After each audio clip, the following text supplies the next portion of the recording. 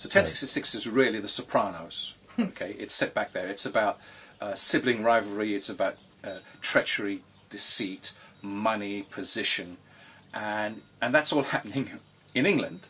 And then you've got this guy in Normandy who goes, well, actually, you know, he's been pretty ruthless. He's got to the top of his game there, and he wants to expand. So you've got two stories going on, and then further down in the story, you've got then Hardrada, the Scandinavian king, who wants to come over here and get a piece of the action as well. So you've got three things going on at the same time, and that's the whole plot, and it's so much more than what you get at school. I mean, you know, hello, 1066, arrow in the eye, and that was about all my English teacher, Mr. Betts, taught me. And I'm going, well, okay, it's actually a lot more than that.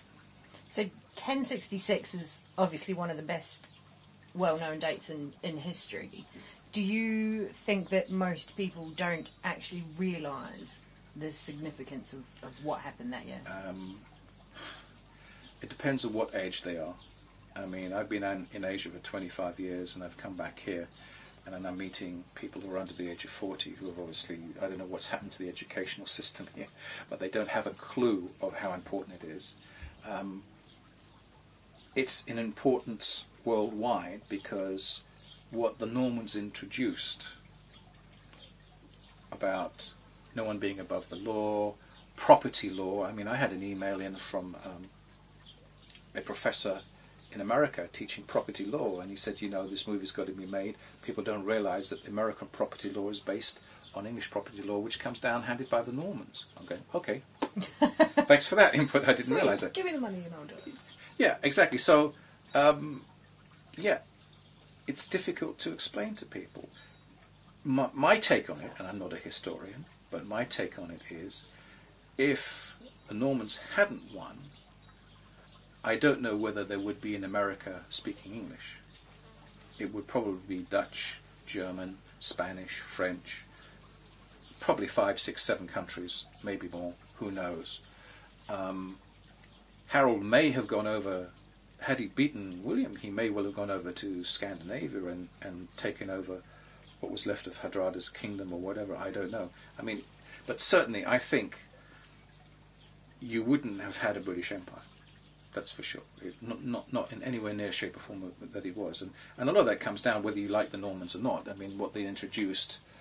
And of course, the great thing about Britain is that Normans came, invaded, but we don't really speak French. We speak a lot of French words in the English language. Our language has evolved, and they assimilated into Anglo-Saxon culture. And even though the Normans are here, most Brits still regard themselves as Anglo-Saxons, even though there's a Norman heritage there. That's sort of been sucked out and wiped out, and we're still Anglo-Saxons. So people who watch the movie should be able to then accurately describe what happened. Well, we've tried to be historically accurate as possible, given that how much documentation do we have to get a hold of. And also, we are a movie. At the end of the day, I want someone to be entertained. I mean, it's going to be a long movie. I want you to come out and go, wow, that was really good. I really liked that character. Wasn't he a real bummer? Oh, she was a bit crafty. I mean, you've got some great characters like Queen Emma, who was really ruthless. I mean, she was a good-looking woman, and she was ruthless. I mean, talk about Dynasty, you know. Joan Collins' character in Dynasty. Well, this is the same character nearly 1,000 years ago. So, how much evidence actually still exists, given that this did happen 1,000 years ago? How do you know you're getting it historically accurate? Well, there's two things. You look at all the documentation. Of course, a lot of documentation is very pro-Norman. But it's like a lot of things. You look at, you can assess what was going on at the time.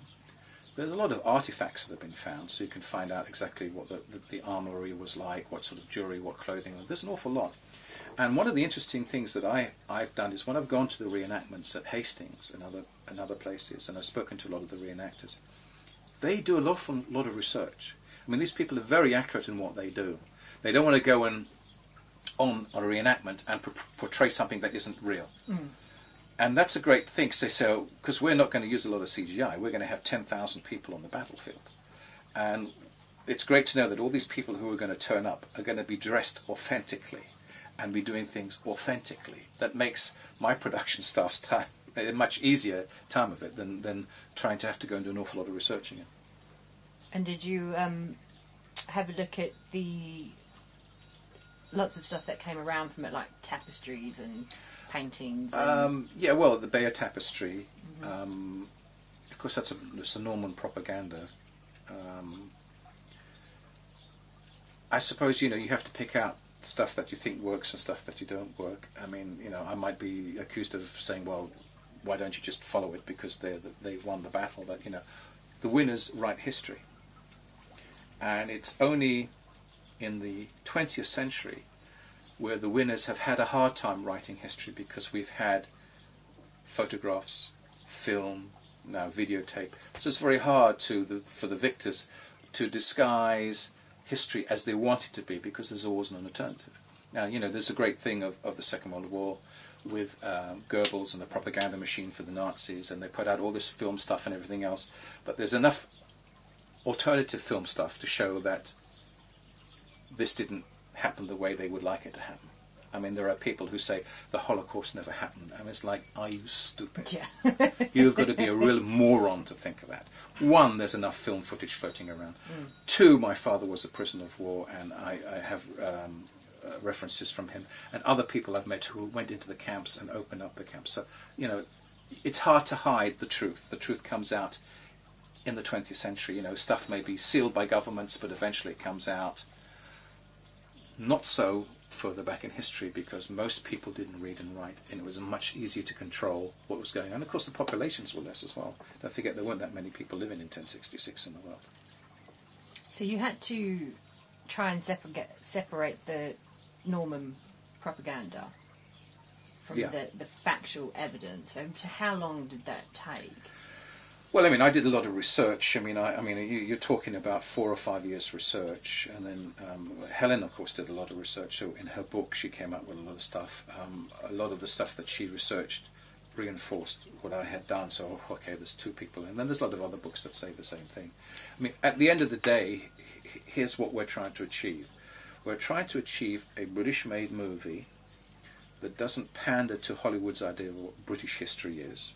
And we've had enough movies that have screwed around with British history unnecessarily because of the idea that Hollywood studios have to have some big Hollywood name in it, otherwise they can't sell it. You come out, it's entertaining, and we may be inaccurate in certain places. We have to condense stuff into a 3.5-hour movie that took 30-something years to take place.